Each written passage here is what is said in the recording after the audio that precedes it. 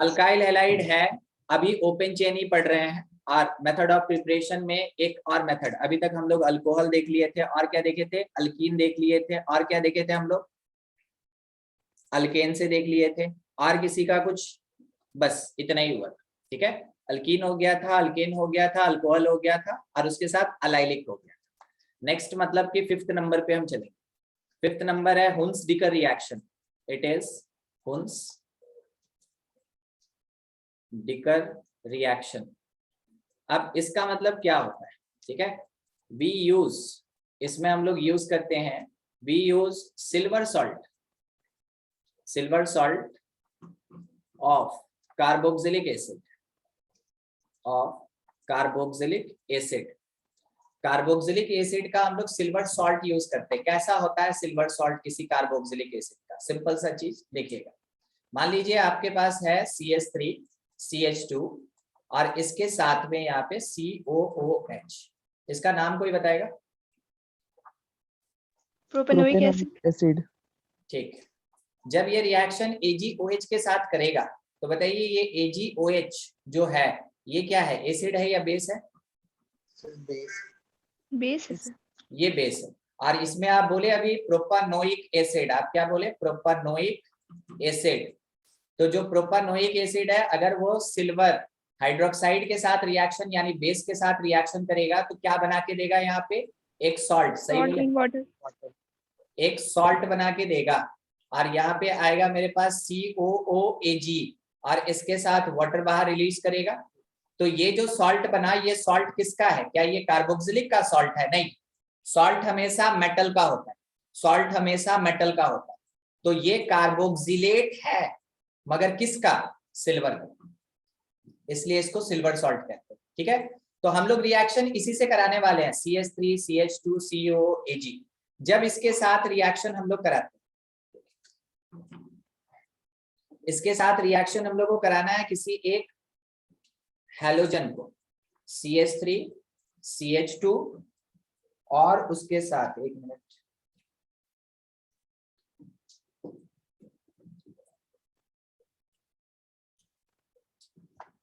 बरसात में जानते एक्सटर्नल एजेंट बहुत होता है। और इसका रिएक्शन हम करा दिए मान लीजिए Cl2 के साथ।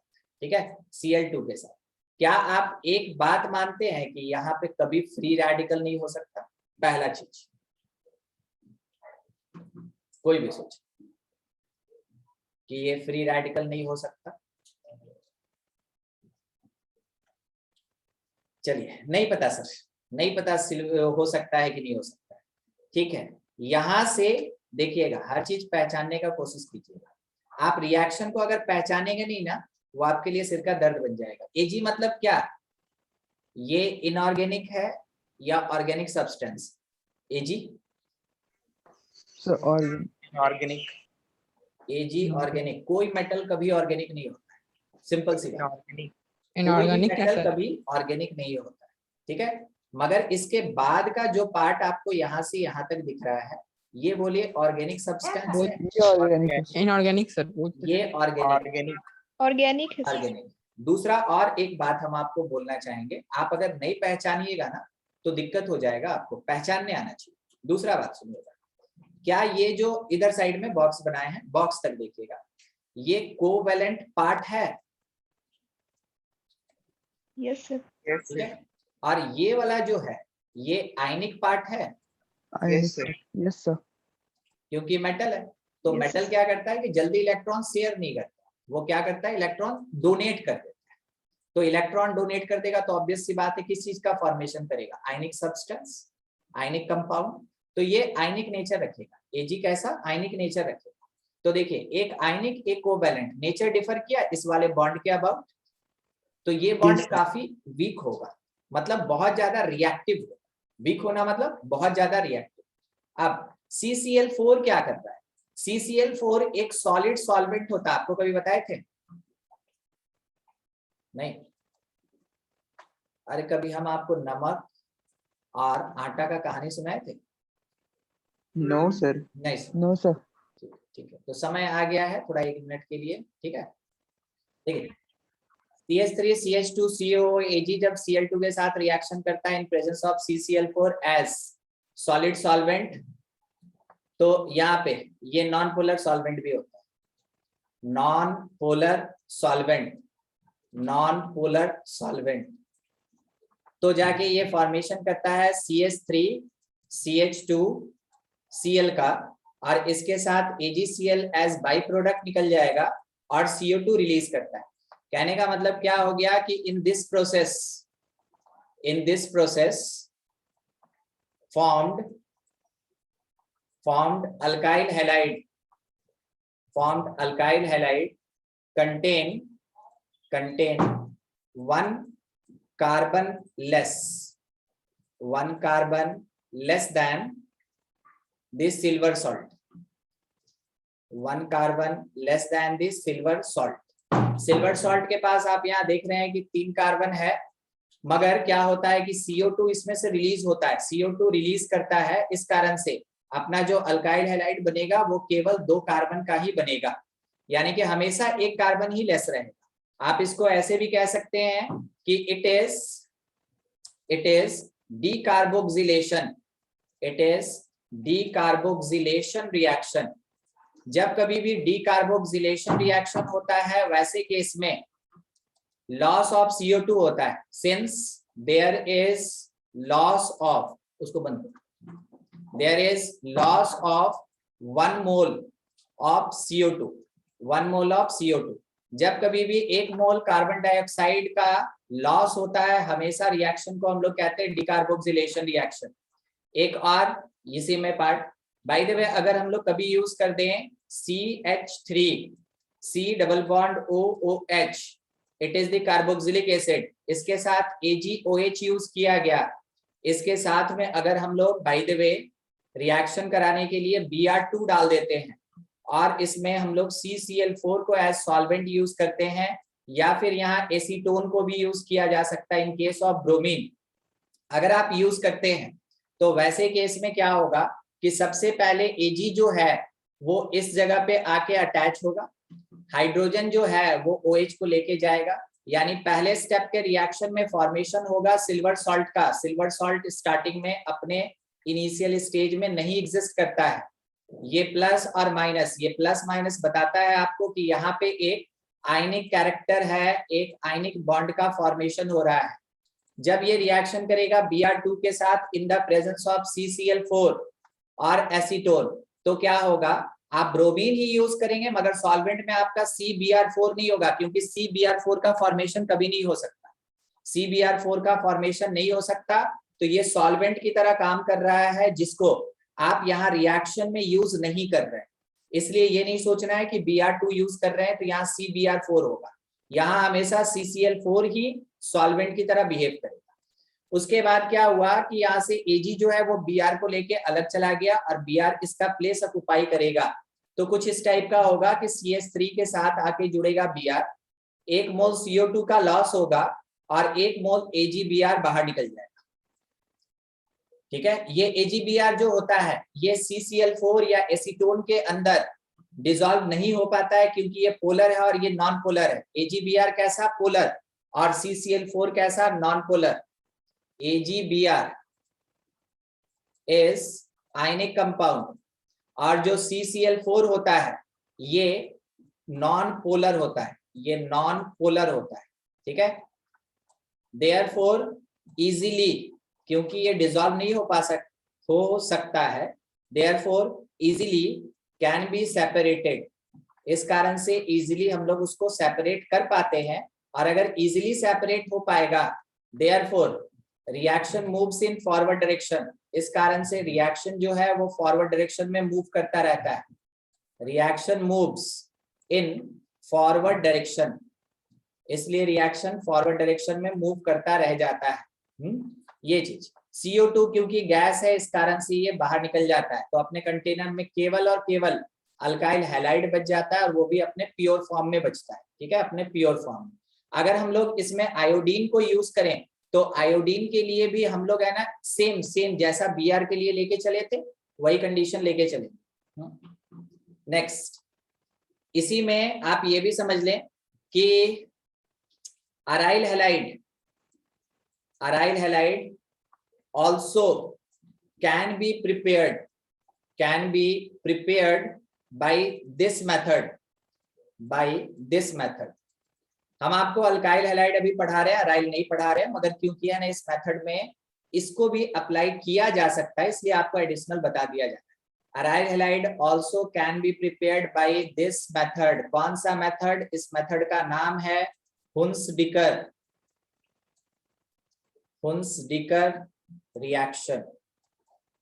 और इसमें अगर बाय द वे आप सिल्वर सॉल्ट यूज करते हैं किसी एक बेंजीन रिंग का, कहने का मतलब क्या हो गया कि आपके पास एक बेंजीन रिंग है और इस बेंजीन रिंग में यहाँ पे C डबल बॉन्ड O और इसके साथ Ag लगा, ये प्लस ये माइनस, यानी सीधा सिल्वर सॉल्ट ही हम यूज कर लिए यहाँ। इसके साथ अगर रिएक्शन आप कराते हैं Cl2 को या Br2 को, आपको यूज करना पड़ेगा एसीटोन को, आपको यूज करना पड़ेगा CCl4 को, और इसके कारण क्या होगा, फिर से Cl ऑक्युपाई करेगा अपना प्लेस ऑक्युपाई करने का मतलब वो जाके रिंग के साथ जुड़ जाएगा उसी प्लेस पर। उसके साथ बाई प्रोडक्ट में 1 मोल CO2 बाहर निकल जाएगा, 1 मोल AgCl बाहर निकल जाएगा। तो इससे हम लोग क्या कर सकते हैं कि एक अराइल हैलाइड का भी फॉर्मेशन कर सकते हैं। कौन से मेथड से? हुंसडिकर रिएक्शन, इस मेथड से। ठीक है, नेक्स्ट अपने पास जो ये हम शायद 4th नंबर में थे, 1 मिनट,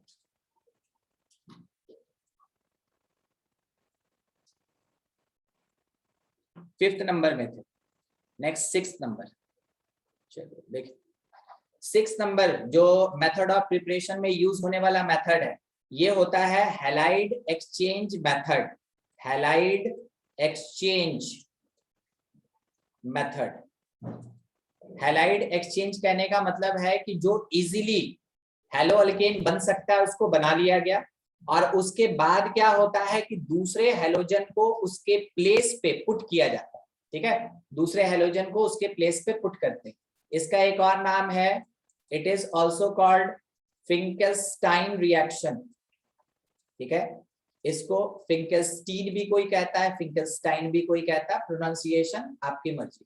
ठीक है, फिंकेलस्टाइन रिएक्शन। इसमें क्या हुआ कि इनिशियली प्रिपेयर्ड किसी एक CH3CH2Br को अगर हम रिएक्शन कराते हैं Na से in the presence of acetone, किसकी तरह काम कर रहा है? एक सॉल्वेंट की तरह काम कर रहा है। एसीटोन किसकी तरह काम करेगा? एक सॉल्वेंट की तरह बिहेव करेगा। ठीक है, एसीटोन यहाँ सॉल्वेंट है, जिसके कारण Na का ध्यान से सुनिएगा, Na प्लस होता है, I माइनस होता है, जो बेसिकली एक आयनिक कंपाउंड है, जो बेसिकली एक आयनिक कंपाउंड होता है।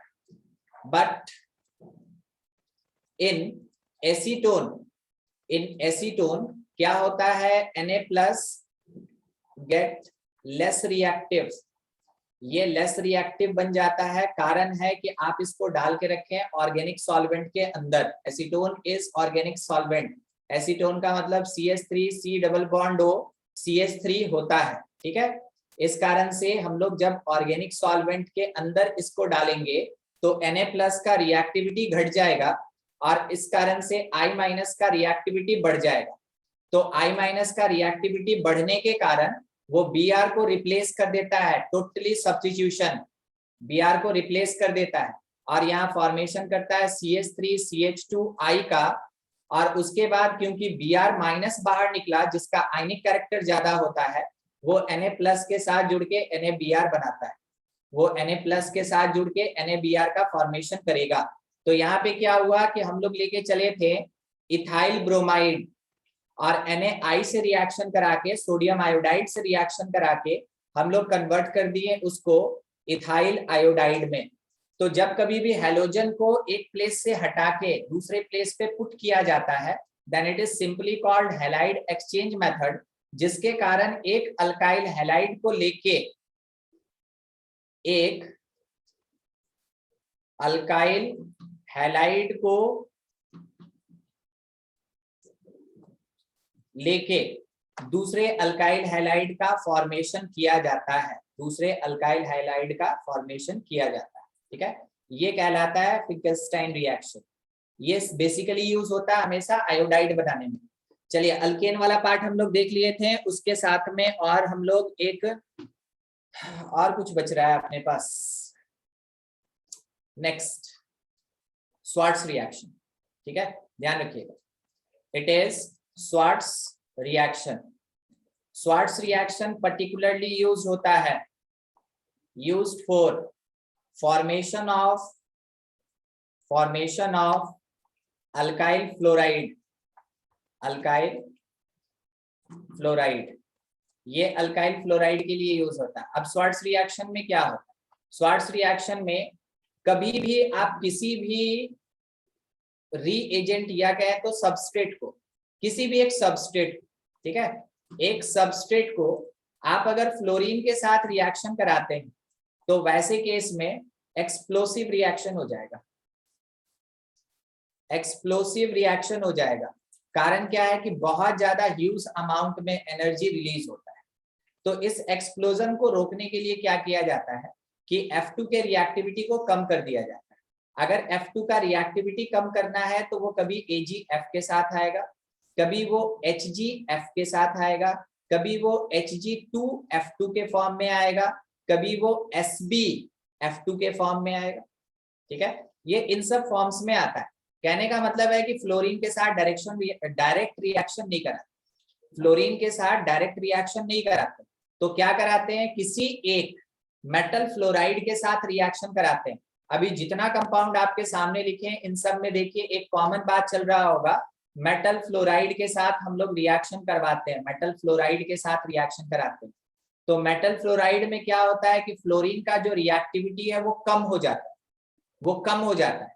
इस कारण से जब आप यहाँ सबस्ट्रेट यूज करेंगे और उसके साथ मेटल फ्लोराइड को रिएक्शन कराएंगे तो आपको यहाँ से अल्काइल फ्लोराइड मिल जाएगा, अल्काइल फ्लोराइड मिल जाएगा, ठीक है, और रिएक्शन नॉर्मल रिएक्शन होगा, इसमें कोई एक्सप्लोजन नहीं होगा, ये एक नॉर्मल रिएक्शन होगा। तो इस कारण से जैसे आप ऊपर देखे ना कि क्लोरीन है या ब्रोमीन है, इसके साथ डायरेक्ट रिएक्शन करा देते हैं, फ्लोरीन के साथ हम लोग वो काम नहीं कर सकते। तो फ्लोरीन के साथ अगर वो काम नहीं कर सकते तो क्या करते हैं, किसी एक फ्लोराइड, मेटल फ्लोराइड के साथ रिएक्शन कराया जाता है ताकि फ्लोरीन का रिएक्टिविटी कम हो जाए, उसका बॉन्ड एनर्जी उतना स्ट्रॉन्ग ना हो जितना वो पहले हुआ करता था, और तब जाके फिर रिएक्शन कराया जाता है। अब इसमें भी याद रखिएगा, this type of reaction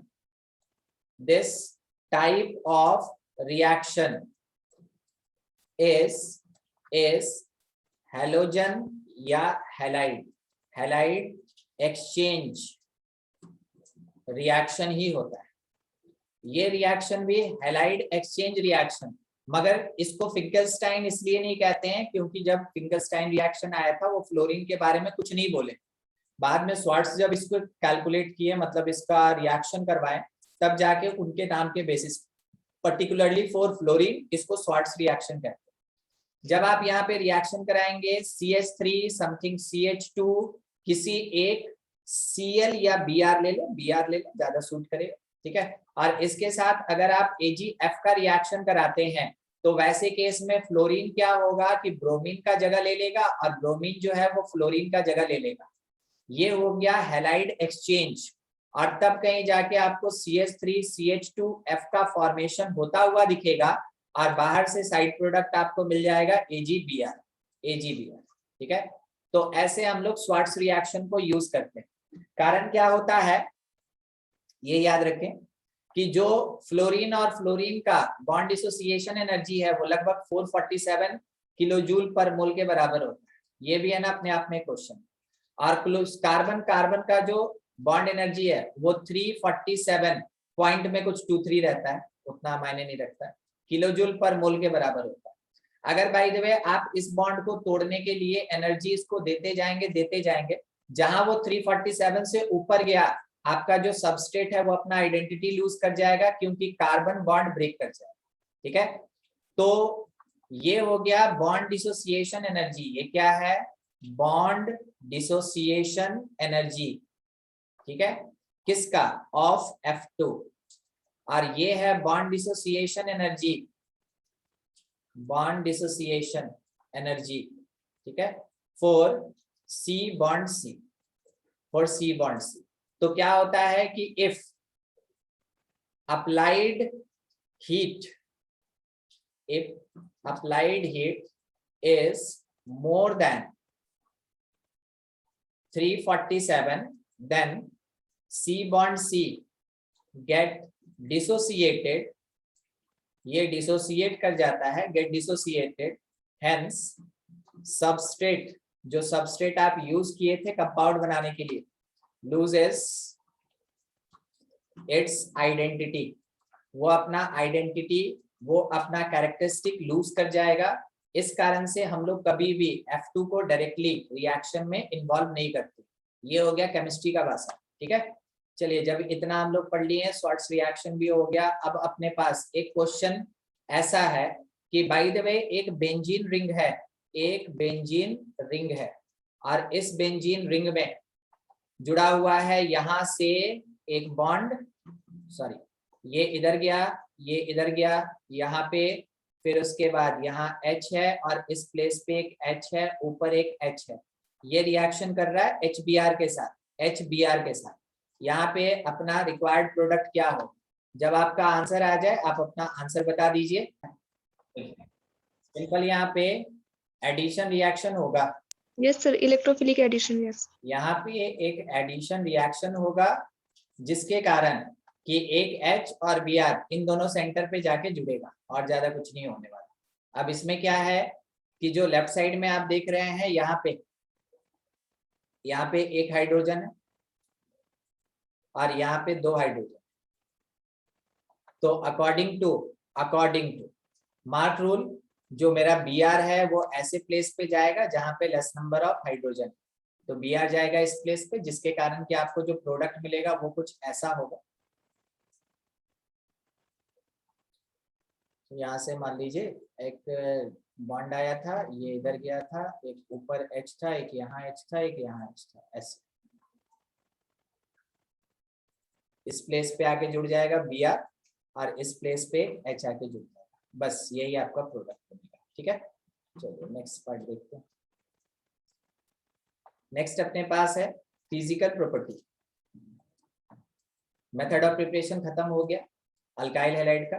physical properties of alkyl halide, ठीक है, physical properties of alkyl halide. इसमें सबसे पहला चीज जो होता है ना, वो अपने पास है फिजिकल स्टेट, वो है कि इसका फिजिकल स्टेट कैसा होता है। तो आप ध्यान रखिए, up to 2 carbon, up to C2H5Cl, ठीक है, यहाँ Br वगैरह भी लगा सकते हैं, it is gas, otherwise all are liquid, ठीक है, सबका सब क्या होता है, लिक्विड होता है। तो C2H5 एक CH3Cl और एक C2H5Cl, यही होता है गैसेस फॉर्म में, बाकी सबका सब लिक्विड फॉर्म में रहता है। और लिक्विड फॉर्म में इसलिए रहता है due to strong van der Waals force of attraction, due to strong van der Waals force of attraction. ये van der Waals force of attraction आप गैसेस स्टेट में पढ़े होंगे, जितना ज्यादा सरफेस एरिया होता है उतना ज्यादा van der Waals force of attraction होता है। तो ज्यादा van der Waals force of attraction के कारण जो higher carbon containing alkyl halide होगा वो लिक्विड फॉर्म में होता है, और less number of carbon containing जितना भी अल्काइल हैलाइड है सबका सब गैसियस फॉर्म में रहता है, ठीक है। सेकंड अपने पास है, इसी में मेल्टिंग पॉइंट, सेकंड है मेल्टिंग पॉइंट। तो इसके पीछे भी है ना 2 कारण। सबसे पहला चीज हम लेके चलते हैं, ठीक है, व्हेन हैलाइड रिमेन्स सेम, जब हैलाइड सेम रहेगा तो वैसे केस में then with increase in branching melting point, और इसी में ले लेंगे बॉइलिंग भी है ना, सेम नेचर रखता है, ठीक है, तो इसी में बात करेंगे बॉइलिंग पॉइंट का भी। तो इंक्रीज इन ब्रांचिंग मेल्टिंग और बॉइलिंग पॉइंट डिक्रीजेस, और बॉइलिंग पॉइंट ये क्या होता है, डिक्रीज करता है। अब इसके पीछे कारण क्या है? इसके पीछे कारण ये है कि बाय द वे अगर आपके पास एक कार्बन, 2, 3, 4 और यहाँ एक Cl लगा, ठीक है, तो अगर हम ऐसा ही कोई दूसरा मॉलिक्यूल लेके चलते हैं तो देखिए कितना फिट बैठेगा, तीसरा मॉलिक्यूल लेके चलते हैं देखिए कितना फिट बैठेगा, ठीक है। बाय द वे अगर आप यहाँ तो समझ रहे होंगे कि 4 कार्बन है, 1, 2, 3 और 4, अगर 4 कार्बन से हम क्या किए कि ब्रांच बना दिए, ऐसा कुछ अगर हम ऐसे ब्रांच बना दिए और यहाँ पे एक Cl डाल दिए, सेम बस क्या हो रहा है कि दोनों एक दूसरे का आइसोमर है। अगर आप ऐसा ही फिर से यूज करते हैं तो यहाँ पे जो कॉन्टेक्ट सरफेस एरिया होगा वो घट जाएगा, देखिएगा अभी, ठीक है, आपको यहाँ पे दिखेगा कि ये एरिया इतना रखे हुए है और जब दूसरे मॉलिक्यूल के साथ आया तो ये एरिया इतना, जितना था ऊपर वाला ही है डिटो। तो यहाँ पे कॉन्टेक्ट सरफेस एरिया आपको अभी दिखेगा कि कम हो गया होगा, कॉन्टेक्ट सरफेस एरिया केवल आपको इतना दिख रहा है, यहाँ इतना ही है कॉन्टेक्ट सरफेस एरिया। तो ब्रांचिंग बढ़ाने के साथ क्या होता है, कॉन्टेक्ट सरफेस एरिया घट जाता है, और कॉन्टेक्ट सरफेस एरिया अगर घट गया तो वैसे केस में उसका मेल्टिंग पॉइंट और बॉइलिंग पॉइंट दोनों डिक्रीज कर। और यहाँ अगर आप ध्यान से देखिए तो आपको कॉन्टेक्ट सरफेस एरिया काफी ज्यादा दिखेगा। तो जब ब्रांचिंग कम होता है, ब्रांचेस कम होता है, वैसे केस में मेल्टिंग पॉइंट और बॉइलिंग पॉइंट दोनों ज्यादा, और अगर ब्रांच बढ़ा देते हैं तो मेल्टिंग पॉइंट और बॉइलिंग पॉइंट दोनों कम हो जाता है। तो आप ये कह सकते हैं कि अगर हम पेंट के लिए बात करें, ठीक है, पेंट फॉर पेंटाइल क्लोराइड, अगर हम पेंटाइल क्लोराइड के लिए बात करें तो जो नॉर्मल पेंटाइल क्लोराइड होगा, एन पेंटाइल क्लोराइड होगा, इसका बॉइलिंग पॉइंट सबसे ज्यादा, ठीक है। इससे कम जब हम एक ऐसा कुछ ब्रांच यूज कर लें, किसी भी प्लेस पे एक ब्रांच लगा दीजिए, इससे कम होगा। अगर हम C और C इस प्लेस पे अगर हम एक C लगा दें, यहाँ एक C लगा दें और यहाँ पे एक Cl, तो ये सबसे कम, ये टर्ट हो गया, ठीक है, मीन्स नियो भी कहते हैं इसको, नियो, ठीक है। ये जो प्लेस हो रहा है ये आइसो का चल रहा है, और ये जो प्लेस है ये नॉर्मल।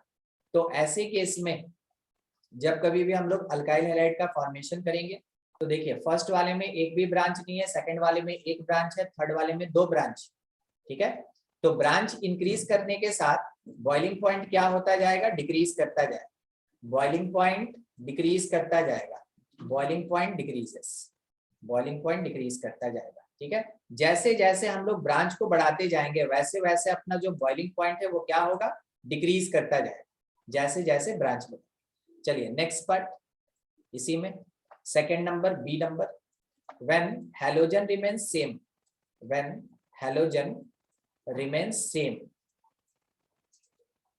जब हैलोजन सेम रहेगा देन, वैसे केस में, then with increase in number of carbon, then with increase in number of carbon without branching, branch कुछ नहीं, without branching, बॉइलिंग पॉइंट और साथ ही साथ मेल्टिंग पॉइंट ये भी इंक्रीज करता है। तो हम क्या बोलेंगे कि सबसे पहले x तो आप सेम रख लीजिए, ठीक है। उसके बाद पहली बार में अगर हम 2 कार्बन लिए, फिर उसके बाद दूसरी बार में हम क्या किए, 3 कार्बन लिए, फिर उसके बाद तीसरी बार में हम 4 कार्बन ले लेंगे। तो यहाँ पे क्या हो रहा है कि ब्रांच भी सेम, हैलोजन भी सेम, मगर नंबर ऑफ कार्बन इंक्रीज कर रहा है। जैसे हम डाउन आ रहे हैं वैसे वैसे नंबर ऑफ कार्बन मेरा इंक्रीज कर रहा है, और अगर नंबर ऑफ कार्बन इंक्रीज करेगा तो जैसे जैसे आप ऊपर से नीचे आइएगा वैसे वैसे आप क्या बोल सकते हैं कि मेल्टिंग पॉइंट और साथ ही साथ बॉइलिंग पॉइंट ये भी क्या होता जाएगा, इंक्रीज करता जाएगा। इसके पीछे भी कारण क्या है, due to van der Waals force, due to increase in van der Waals force, van der Waals force increase करता जाएगा, ठीक है। और वैन डर वाल फोर्स इसी कारण से इंक्रीज करता है, ठीक है, वैंडरवाल फोर्स इसी कारण से इंक्रीज करता है, due to increase in contact surface area, due to increase in contact surface area. वो कॉन्टैक्ट सरफेस एरिया इंक्रीज करता जाता है, इस कारण से ऐसा होता है। अब इस बात को थोड़ा समझा दे आपको, कॉन्टैक्ट सरफेस एरिया कैसे इंक्रीज कर रहा है। देखिए बाय द वे, एक कार्बन है और यहाँ पे एक दूसरा कार्बन है और इस प्लेस पे मेरा Cl लगा। अगर हम इसी के साथ चलेंगे तो यहाँ कार्बन एक Cl, बस ये हो गया मेरा 1 नंबर। 2 नंबर में जो हम बना के रखे हैं तो कार्बन है, फिर कार्बन है, फिर कार्बन है, उसके बाद मेरा Cl। कॉन्टैक्ट सरफेस एरिया हमेशा कार्बन के बीच होता है, उसमें Cl का है ना कोई रोल नहीं होता। चलिए अगला, तीसरा नंबर जो हम आपके सामने बना के रखे थे, C के साथ एक C था, यहाँ पे एक C था, इस प्लेस पे एक C था और यहाँ पे एक Cl था। जब ये C के साथ ऐसे चलेगा तो इस जगह पे भी एक C आएगा और यहाँ एक Cl आएगा। आपसे अगर बोला जाएगा कि कॉन्टैक्ट सरफेस एरिया एनालाइज कीजिए, तो आप यहाँ पे देख रहे हैं कॉन्टैक्ट सरफेस एरिया बस इतना, यहाँ पे कॉन्टैक्ट सरफेस एरिया उससे दुगना, यहाँ कॉन्टैक्ट सरफेस एरिया फर्स्ट वाले के कंपैरिजन में 3 गुना हो रहा है। तो जैसे जैसे हम यहाँ पे डाउन आते जा रहे हैं वैसे वैसे मेरा कॉन्टैक्ट सरफेस एरिया इंक्रीज करता जा रहा है। ठीक है, कॉन्टैक्ट सरफेस एरिया इंक्रीज करता जा रहा है। और अगर कॉन्टैक्ट सरफेस एरिया इंक्रीज करेगा तो वैसे केस में आप ये कह सकते हैं कि जो बॉइलिंग पॉइंट है और मेल्टिंग पॉइंट है वो भी इंक्रीज करेगा। आप इसमें एक और कॉज डाल सकते हैं, क्योंकि कॉन्टैक्ट सरफेस एरिया इंक्रीज कर रहा है, इस कारण से वैंडरवाल फोर्स जो है वो भी इंक्रीज करेगा। वैंडरवाल फोर्स हमेशा हमेशा मॉलिक्यूल के बीच लगता है, बाकी जितना फोर्स आप पढ़े हैं वो सब एटम्स के बीच लगता है। ठीक है, next third number C part, इसी का सी पार्ट। सी नंबर में हम लोग क्या बोल रहे हैं कि if number of carbon remains same, अगर नंबर ऑफ कार्बन सेम रहेगा एंड हैलोजन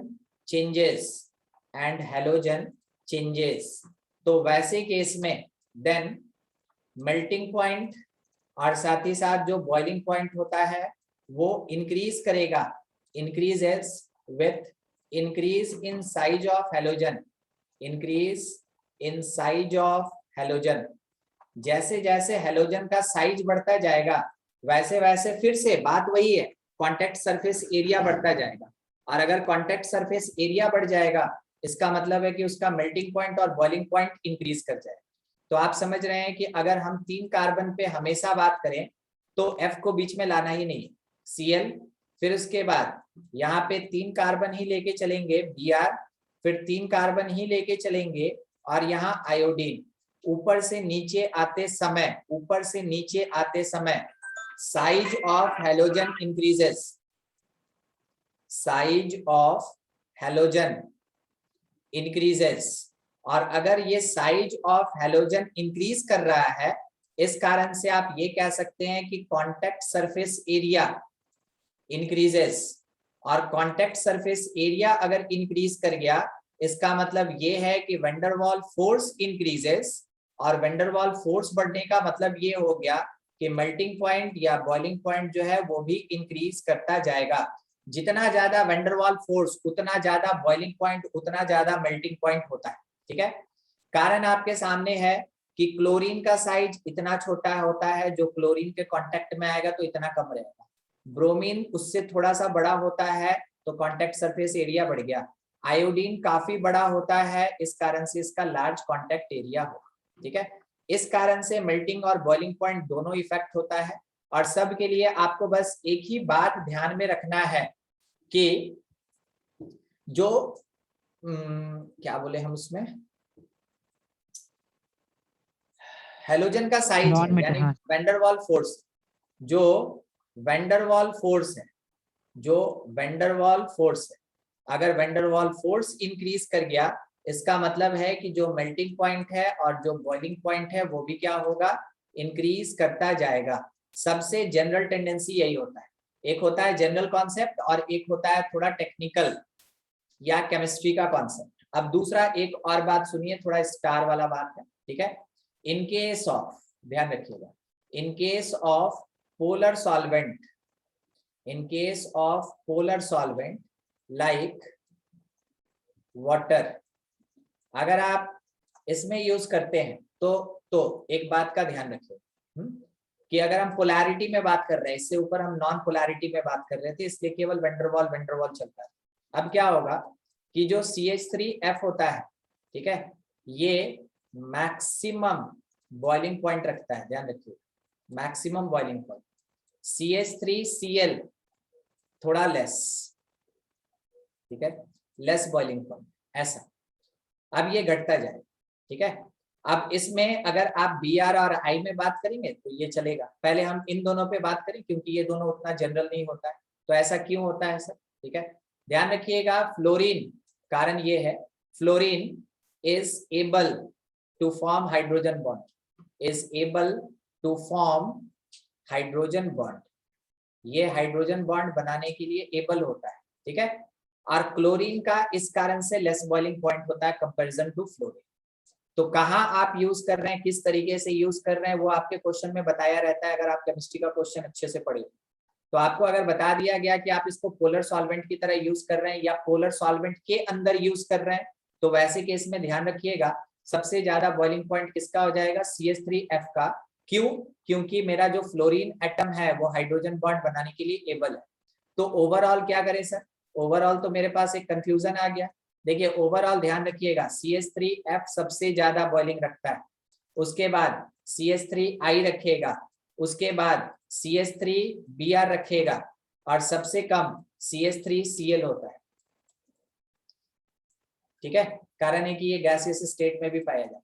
हाँ, इस कारण से ओवरऑल मेरा बॉइलिंग पॉइंट का कुछ ऐसा, overall order of boiling point, इसको बोले हम ऑर्डर ऑफ बॉइलिंग पॉइंट।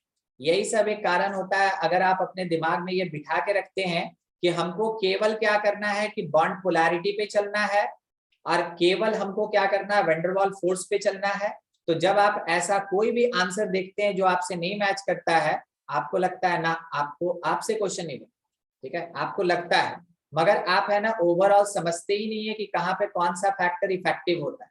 अगर आपको हर चीज याद रहेगा, आप कभी गलती नहीं कीजिएगा। मेन दिक्कत है कि आपको कुछ याद नहीं है, आप पढ़ते नहीं, ठीक है, बस इसी कारण से। केमिस्ट्री जितना पढ़िएगा वो उतना स्मूथ चलेगा, नहीं पढ़िएगा वो बहुत बहुत मुश्किल खड़ा कर देगा आपके सामने, बहुत मुश्किल खड़ा कर देगा, ठीक है। चलिए आगे देखिए अब। हाँ, नेक्स्ट अपने पास सॉलिबिलिटी का बात आ रहा है, ठीक है। अभी तक हम लोग बॉइलिंग पे चल रहे थे, अब क्या है, सॉलिबिलिटी का बात आ रहा है। ये था B नंबर, फिजिकल, हाँ 2 नंबर, मतलब 3 नंबर पे बात कर ले हम लोग सॉलिबिलिटी। देखिए 3 नंबर सॉलिबिलिटी, जो सॉलिबिलिटी होता है, ध्यान रखिएगा कि अगर कभी fluorine containing less number of carbon containing, fluorine भी है और लेस नंबर ऑफ कार्बन भी कंटेनिंग, अगर कोई अल्काइल हैलाइड होता है, then it is soluble in polar solvent, तब जाके ये सॉल्युबल होता है इन पोलर सॉल्वेंट। ये पोलर सॉल्वेंट में तब कहीं जाके क्या बोलेंगे, डिसॉल्व होगा, उसके अंदर सॉल्युबल होगा। अदरवाइज इन जनरल आप ये कह सकते हैं, इन जनरल जो अल्काइल हैलाइड होता है, alkyl halide is soluble in non polar solvent. Basically ये नॉन पोलर सॉल्वेंट के अंदर डिसॉल्व हो सकता है। तो आपको पता चल गया कि पोलर में कब ये डिसॉल्व होगा, और बेसिकली ये किस में डिसॉल्व होता है, नॉन पोलर के अंदर डिसॉल्व होता है। कारण क्या है कि ब्रोमीन से क्या होता है ना कि नॉन पोलर कैरेक्टर बढ़ना स्टार्ट हो जाता है, क्योंकि उसका इलेक्ट्रोनेगेटिविटी उतना स्ट्रांग नहीं रहता है कि वो कार्बन के साथ किसी एक बॉन्ड को पोलर बना सके, ठीक है, कार्बन के साथ किसी एक बॉन्ड को पोलर बना सके, इस कारण से। 1 मिनट, थोड़ा हमको एक क्लास खत्म करना होगा। एक क्वेश्चन हम आपको अभी दे रहे हैं, बस 1 मिनट का समय हमको लगेगा, ठीक है, क्वेश्चन सॉल्व कीजिएगा। देखिए क्वेश्चन आपके पास है कि अगर हम CH3 CH2 bond CH double bond CH2 को रिएक्शन कराते हैं HCl के साथ, ठीक है, इन डार्क, तो क्या होगा? चलिए थोड़ा सॉल्व कीजिए। तो यहाँ पे हम आपको अभी जो क्वेश्चन दिए थे ये बोल दिए थे कि हाँ इसको डार्क में रिएक्शन कराना है, ये किसी काम का नहीं है, इससे कोई फर्क ही नहीं पड़ता, ये एक हैलोजन एसिड है और कुछ नहीं, ये आपको बस डाइवर्ट करने के लिए दिया रहता है क्वेश्चन, कोई फर्क नहीं पड़ता।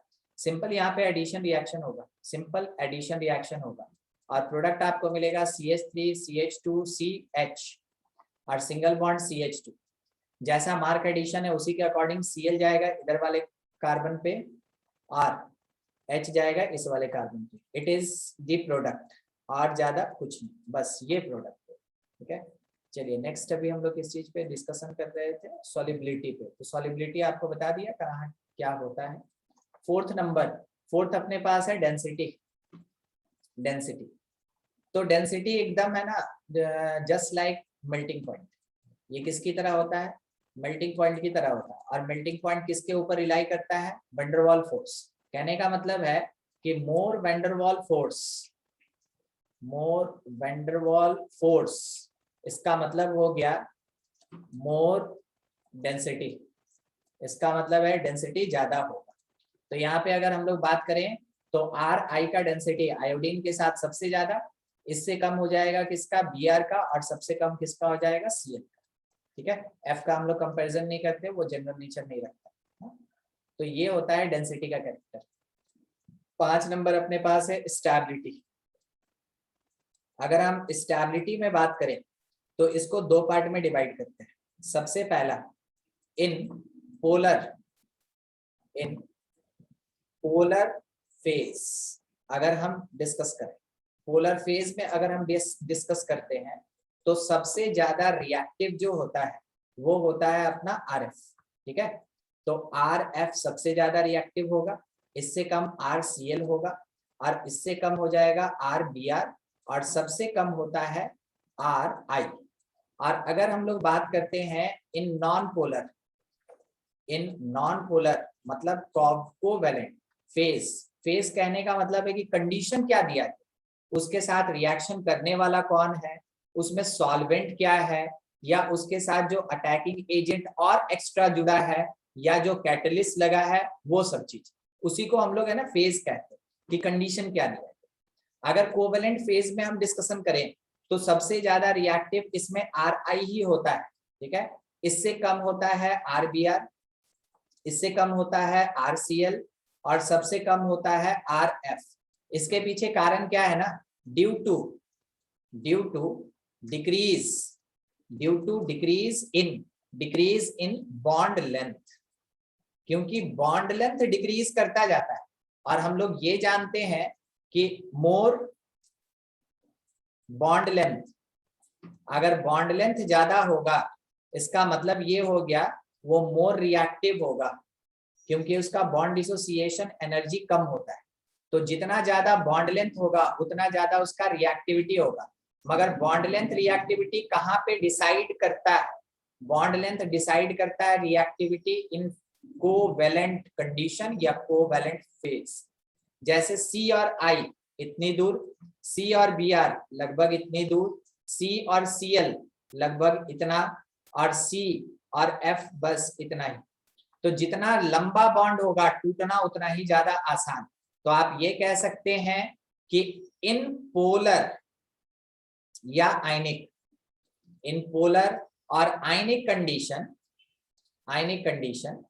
इसका जो रिएक्टिविटी है, रिएक्टिविटी ऊपर से नीचे आएंगे वैसे वैसे क्या होगा? इंक्रीज करता जाएगा, रिएक्टिविटी इंक्रीज करेगा।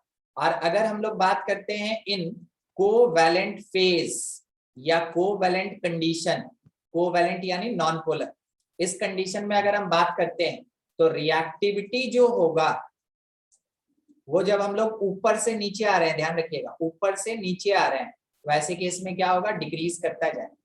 तो अगर आपके पास किसी रिएक्शन में वाटर यूज हो रहा है तो उस समय आप हमेशा समझेंगे कि वहां पे ना पोलर कैरेक्टर लगने वाला है, इसके अकॉर्डिंग रिएक्शन होगा। बाय द वे वहां एसीटोन अगर यूज हो रहा है तो आप समझेंगे वहां कोवेलेंट कंडीशन है, इस कारण से रिएक्टिविटी ऑर्डर कुछ और होगा। अगर आपका CCl4 यूज किया गया, इसका मतलब है कि ये कोवेलेंट कंडीशन को सपोर्ट करता है। अगर बाय द वे आपके पास वहां पे कोई एक अल्कोहल मिथेनॉल यूज किया गया, मिथेनॉल, तो वैसे केस में वो पोलर कैरेक्टर रखता है। मगर इथेनॉल से आगे जितना हो गया सबका सब नॉन पोलर कैरेक्टर रखता है। ये सब सॉल्वेंट है जो काम आएगा। ईथर अगर आ गया, ये नॉन पोलर सॉल्वेंट होता है, यानी कोवेलेंट कैरेक्टर यहाँ पे इफेक्टिव हो जाएगा। अगर आपका वाटर आ गया तो ये पोलर सॉल्वेंट होता है, इस कारण से वहां पे पोलर रिएक्टिविटी काम करेगा। ठीक है, इतना ध्यान रखिएगा कि ये पूरा का पूरा जो रिएक्टिविटी वगैरह बताया जा रहा है ना पोलर में, ठीक है, तो पोलर नेचर जो होता है, पोलर नेचर या कैरेक्टर जो भी होता है वो डिसाइड किया जाता है, डिसाइडेड ऑन बेसिस ऑफ क्या बोलते हैं उसको, डाइपोल मूवमेंट। डाइपोल मूवमेंट, जितना ज्यादा डाइपोल मूवमेंट उतना ज्यादा उसका पोलर कैरेक्टर होता है। तो C और F का जो ऑर्डर ऑफ डाइपोल मूवमेंट होगा, डाइपोल मूवमेंट वो सबसे ज्यादा होता है। ठीक है, ऑर्डर ऑफ डाइपोल मूवमेंट में अगर हम बात करें, डाइपोल मूवमेंट आप प्रीवियस क्लासेस में पढ़े होंगे, म्यू से रिप्रेजेंट करते हैं, वेक्टर क्वांटिटी होता है। तो इसमें RF का सबसे ज्यादा, इससे कम होता है RCl का, इससे कम होता है RBr का, और सबसे कम होता है RI का, due to decrease in electronegativity. सारा चीज यहीं से स्टार्ट ही होता है। इलेक्ट्रोनेगेटिविटी ही केमिस्ट्री में हर चीज के लिए रिस्पॉन्सिबल रहता है, मगर जहां पे ये बहुत बेसिक में चला जाता है वहां हम लोग इसका नाम नहीं लेते। तो डाइपोल मूवमेंट अगर ज्यादा, इसका मतलब हो गया कि उसका पोलर कैरेक्टर ज्यादा, उसका जो है नॉन पोलर कैरेक्टर कम हो। और बाय द वे अगर बॉन्ड लेंथ ज्यादा, तो वैसे केस में आप कह सकते हैं कि कोवेलेंटली वो बहुत ज्यादा रिएक्टिव होगा, यानी वो लेस स्टेबल होगा। ठीक है, अच्छा इसके साथ और एक बात रह गया, इसको खत्म किया जाए। फिजिकल प्रॉपर्टीज जो है वो है इन्फ्लेमेबिलिटी। कौन सा नंबर चल रहा है, 5 हो गया ना, 6 नंबर।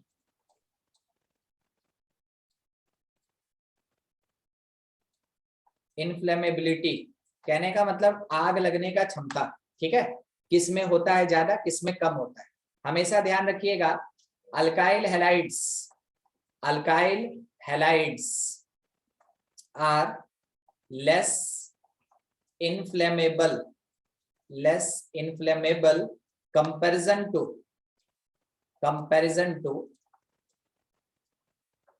their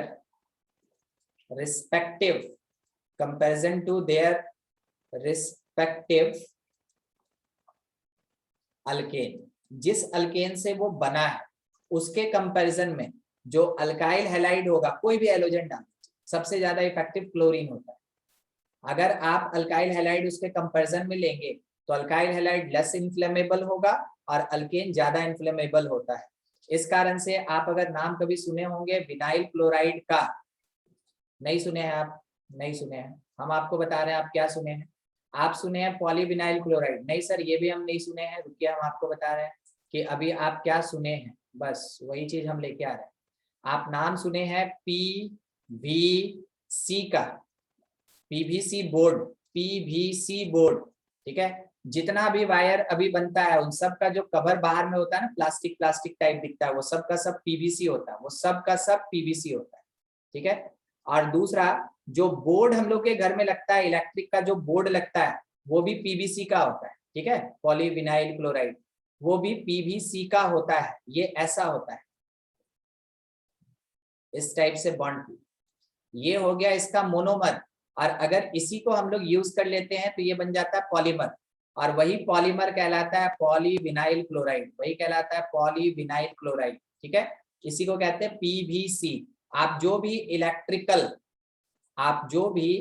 इलेक्ट्रिकल स्विच देखते हैं वो सब PVC रहता है, या इलेक्ट्रिकल बोर्ड देखते हैं लकड़ी वाला छोड़ के, वो PVC बोर्ड रहता है। जिसको हम लोग प्लास्टिक कहते हैं ना, वो प्लास्टिक नहीं रहता, वो PVC रहता है। जो भी हम लोग पाइप देखते हैं इलेक्ट्रिसिटी में यूज होता है वो पीवीसी रहता है, जो भी वायर का कवर होता है वो सब का सब पीवीसी का रहता है। अब इसका कैरेक्टर ये होता है कि आप अगर कभी घर पे पॉलीथीन को, ठीक है, पॉलीथीन को अगर आप बर्न करते हैं तो देखे होंगे वो कंटिन्यूअसली जलता जाएगा जलता जाएगा जलता जाएगा, रुकेगा ही नहीं, ठीक है। और अगर आप पीवीसी में आग लगाने का कोशिश करते हैं, अगर फ्लेम पकड़ भी लिया इतने बड़े में, अगर किसी एक जगह पे फ्लेम अगर पकड़ भी लिया किसी कारण से, तो वो इतने के आगे बढ़ेगा ही नहीं, वो अपने आप बुझ जाएगा। इस कारण से पीवीसी को आजकल के टाइम में इलेक्ट्रिकल गुड्स में यूज किया जाता है ताकि घर पे शॉर्ट सर्किट के कारण आग ना लगे। और वही पीवीसी जो होता है वो एक एग्जांपल है अल्काइल हैलाइड का, जो कि एक अल्केन से कम इन्फ्लेमेबल होता है, जिसमें आग लगने का संभावना जो परसेंटेज है, पॉसिबिलिटी है, वो कम होता है, ठीक है। तो फिजिकल प्रॉपर्टीज अपना खत्म हो गया। नेक्स्ट क्लास में हम लोग केमिकल प्रॉपर्टीज करेंगे, ठीक है।